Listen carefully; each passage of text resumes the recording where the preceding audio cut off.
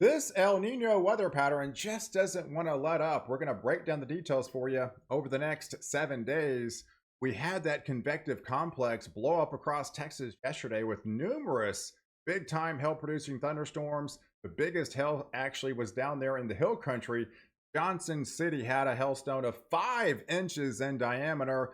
That continued into the overnight hours across Louisiana into Mississippi. Now, this morning, it is blowing up across areas of the southeast, especially there into the Tallahassee region. They've already had several tornado warnings, and look at all the lightning strikes. That's an intense thunderstorms, and that's going to continue sagging a little bit further southeast ahead of the cool front. There's also going to be instability ahead of a cool front into the Carolinas later on this afternoon, but this is where the cool front lies this morning. It is sagging further south, so you can actually see where the 60s lie across areas of Texas and Arkansas and portions of the Carolinas. Further south, you're still in the warm sector, so that makes you more susceptible for seeing those strong to severe thunderstorms.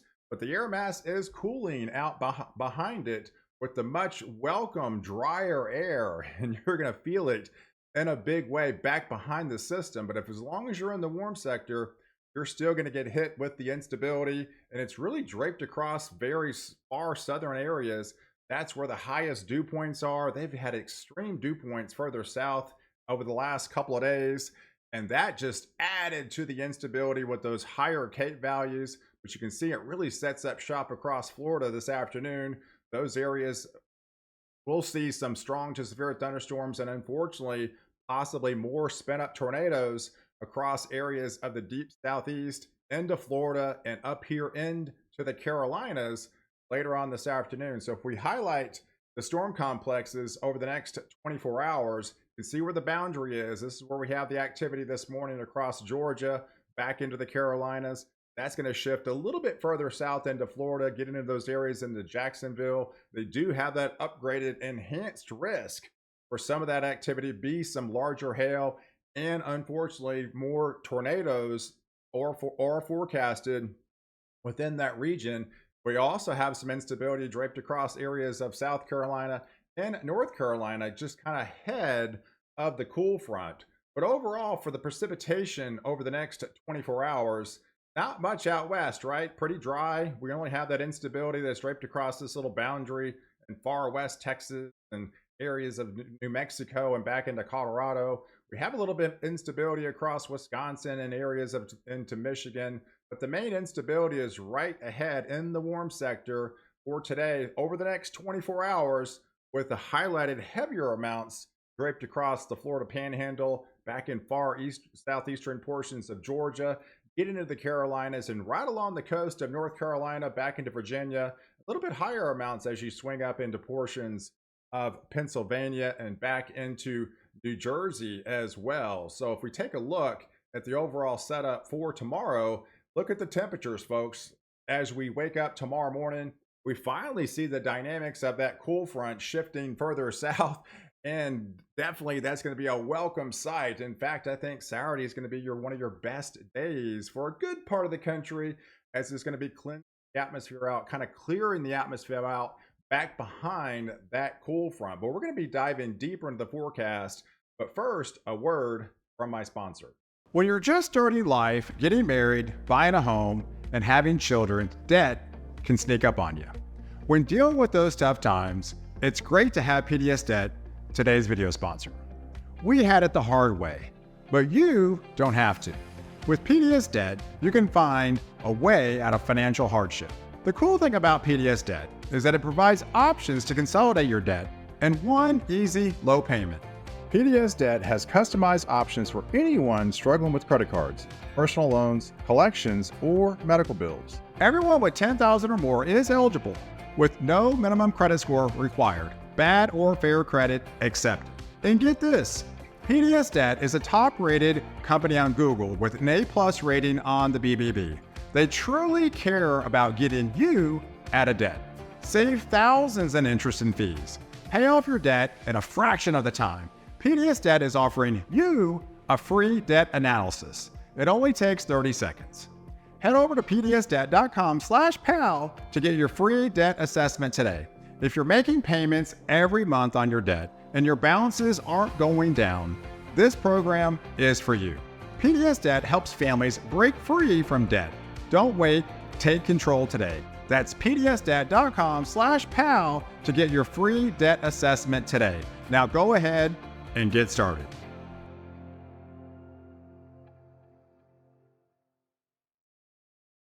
So let's take a look at the setup for your Saturday afternoon. For the good part of the country, you can see the brown shaded areas. That is that drier air filtering in behind the cool front. We do have a little bit of an instability that's coming back across areas of far west Texas and eastern New Mexico and portions of Colorado. Those could be seeing some light to moderate and some stronger thunderstorms in the heat of the afternoon. But the good part is most of the country is actually on the drier side. See the precipitation over the next 24 hours for your Saturday that's coming up. Yeah, that instability that's draped across areas of the Carolinas and Florida this morning is going to be moving out into the Atlantic Ocean. And back behind it, well, we do have that instability that's going to be coming back in. Just some light showers moving across the Ohio Valley, back into West Virginia, and as well as into Pennsylvania. But this is actually much needed rain. Whenever you get precipitation across these regions, this is been in a very drought-stricken areas in far west Texas, western Oklahoma, western Texas there, into areas of New Mexico and back into Colorado. So they'll definitely take this rain showers, even though it's actually coming on your weekend. But overall, as we head into your Sunday for your Mother's Day, we do have a little bit of an instability coming back. Yeah, with that El Nino, we do have that more active subtropical jet still alive and well. That's going to pump in more moisture as another area of low pressure will be kind of getting its act together across Colorado. Unfortunately, fortunately, there's not much instability back into play. So there's the Gulf of Mexico doesn't have enough time to kind of regenerate to produce instability or stronger thunderstorms. So for the most part, most of this activity is just going to be in the form of rain. Could get some borderline thunderstorms out in far west Texas, but overall, it's going to be kind of a widespread rain event for a good part of areas of Texas on Sunday for your Mother's Day. That moisture just feeds into areas of portions of Oklahoma as well as into Kansas. So if we break it down for you, as far as the severe risk, like I mentioned, it's not much instability, but some of these could be turning borderline severe in far south Texas as well as into West Texas, the western the panhandle of Texas as well in the heat of the afternoon for your Mother's Day. But overall, as far as the precipitation goes, we're likely going to be seeing some heavier amounts. So really, this is where the precipitation is going to fall over those 24 hours for your Mother's Day. Notice the dry slot continues for a good part of the west. Not much happening out west.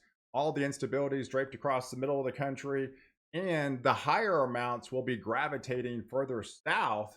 The closer you are to those higher dew points, the closer you are to the Gulf of Mexico, you have that little bit more unsettled, unstable air. So these areas that have picked up a ton of rain over the last couple of weeks is going to get a lot more, unfortunately, and aggravate those flooding concerns down there in South Texas, Southeast Texas. Lighter amounts as you move through Oklahoma, back into Kansas, and as well as into Nebraska. And again, just kind of lighter amounts just draped across areas of the Northeast as well for your Mother's Day. So as we move into Monday, that same system is going to be continue to move across. You can actually see the warm front lifting back further north again. So that was the cold front that cleared through. Now it's going to be coming back as a warm front, and that's going to be helping to overturn the atmosphere again. So yes, moves back the precipitation for those areas into Louisiana, back into Mississippi and Alabama, into the Florida Panhandle, this time feeding a little bit further north into Arkansas, as well as into Oklahoma, into Missouri, and back into Illinois. Really, the rest of the country is going to continue to kind of remain on the dry side. And as we move into your Tuesday time frame, and as the warm front continues to lift a little bit further north, again, those areas along the warm front, you're likely going to see the heaviest rains. So further south you live in Florida around that warm front, expect some higher rain coverage. This is all ahead of this little cool front here, this little cool front draped across areas of the Northwest that's going to diving southeast. You got the warm sector in the middle, back into Tennessee, as well as into the Carolinas, getting into Virginia, back up here into West Virginia, into Pennsylvania, and those areas across the Northeast will benefit on some, kind of light to moderate showers. I'm not really expecting too much severe weather from that activity. But as we head into Wednesday, we are going to heat it up a little bit. But overall, it's going to be somewhat on a milder week. Not going to be seeing as far as temperatures goes that we saw last week. So things are going to try to heat up a little bit, but still nothing compared to what we saw last week. Have widespread 80s south, even touching 100 degrees across the desert southwest, but that's not out of the picture for the time of year. A little bit of a cooler slot coming in from the northwest, but overall a more or less milder time, but a little bit higher heat further south. But we are going to be tapping into a little bit of a better disturbance as we head into your Wednesday. So as we try to heat it up a little bit, we got another little disturbance is going to be diving in across the Rockies. We've got the active subtropical jet stream. It's likely going to get active again. And then we have a dry line draped across this region as well. And as it taps into that dry line into the heat of the afternoon, I think we are going to be experiencing more showers and thunderstorms right across that dry line. Look at the warm sector, those 50 dew points feeding back into Kansas, into Nebraska, all the way actually into the Canadian border. That's the moisture supply returning. You see the dew points well into the 60s. Definitely not the 70s like we saw last week, but definitely not the instability that's going to be on the table. But we could start to get back into the picture for some severe storms as we head into your Wednesday timeframe. All the instability that's going to be draped across that low pressure center that's going to be diving across the Rockies.